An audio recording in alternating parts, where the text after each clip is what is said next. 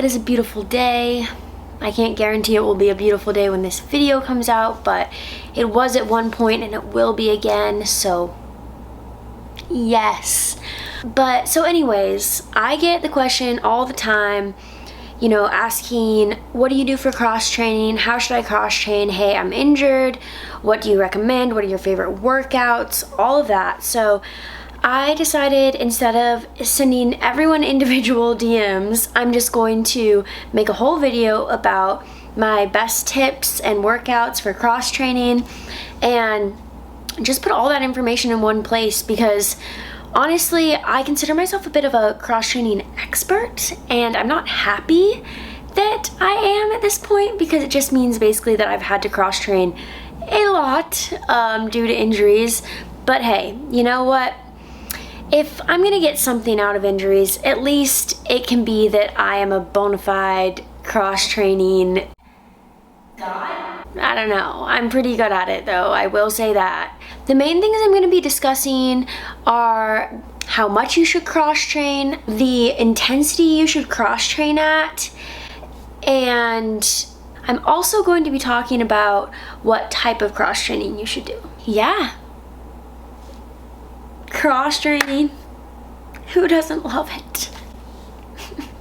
So, anyways, lots to cover. Let's just get right into it. Now, as far as how much you should cross train, the rule that I go by is however many miles you are gonna run, multiply that by 10, and that's how many minutes you should cross train. So you can do that on a daily basis. Like, say your Monday was gonna be a 7-mile run, you could replace that with a 70-minute cross train. Or you could say, okay, I'm gonna run 45 miles this week. You could replace that with 450 minutes of cross training and split that up amongst the days however you want to. If you have more than an hour of cross training, you could split that up into 2 sessions. But I would say try to not split your cross training up if it's an hour or less. And then the intensity of cross training.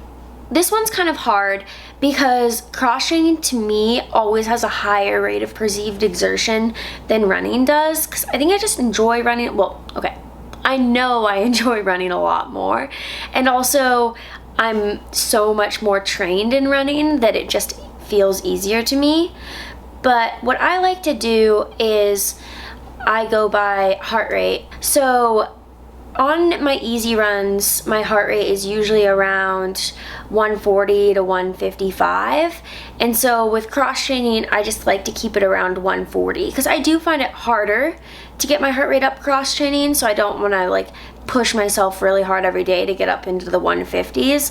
But I think it's good to have it at least on that kind of mid to lower range of where it would be running, because then I'm getting that same aerobic stimulus, even though it's not necessarily the same muscular or neurological stimulus as running. So that would be what I would do on an easy day. And then on a hard day, I will try to mimic whatever I was going to do running. So if I was going to do a tempo workout, I'll try to do some sort of threshold work on the bike. If I was going to do hills, I'll do high resistance cross training intervals. If I was going to do track workout, I'll have really high intensity, fast repetition intervals in cross training. And generally I just go by minutes, so whatever the time of the interval was, that's how long I'll do cross training. But I'll include some of my favorite workouts in the description, because it's just going to get really lengthy if I try to explain it all.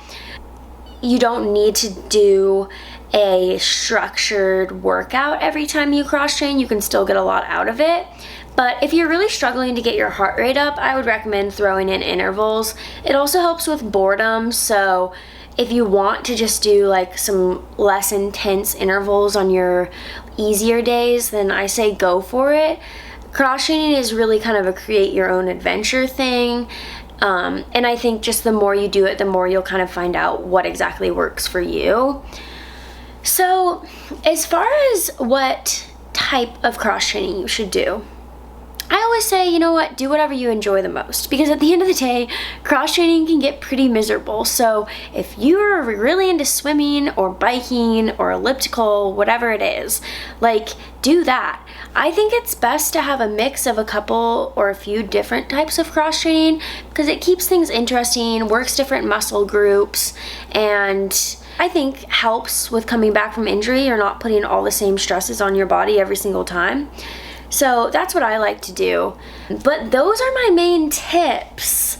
And I've found that I actually am able to maintain a lot of fitness when I'm injured and run pretty low mileage and supplement cross training and be able to get and stay in good shape.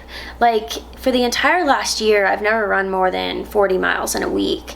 And honestly, most weeks were 25 to 30. And I was able to run decently well this year. You know, cross training really can do a lot for you aerobically.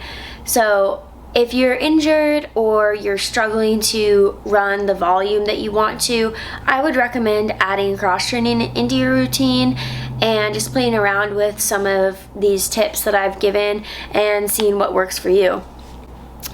But yeah, now that all that is said, here are a few clips of me, you know, cross training, doing what I do. I was gonna say doing what I love, but guys, I don't love cross training. I do love the fitness it brings though. I do love that. Okay, so it's about 90 degrees out today. Not quite, but very close. So I'm gonna go aqua jogging. Aqua jogging is probably my second favorite type of cross training after elliptical. And so I'm pretty excited. It's fun when I can go in Green Lake because then I get to be outside, one with nature. I also got these new headphones. They're called Halo.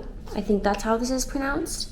And they're waterproof. Aqua jogging is kind of boring if you don't have anything. So I'm excited to be able to actually listen to music because I have music on my watch so I can like go out in the water in these boys.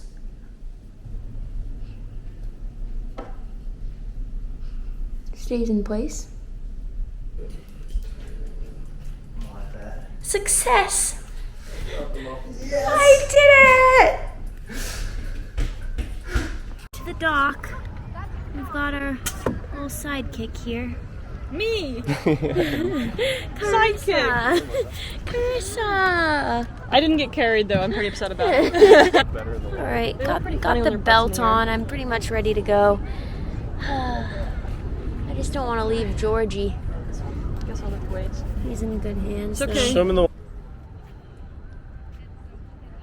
I'm listening to my music now. No one can hear it. I feel like it's like a surround sound.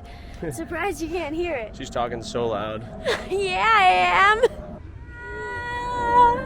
I hate getting in the water. Remember, this is Allie's YouTube channel, not Georgie's. Honestly. Oh, I also feel like there might be some algae there, so I'm going off this side. I can't hear you. Shut up. Is this a normal volume of speaking? I feel like I'm Sounds like you're drunk.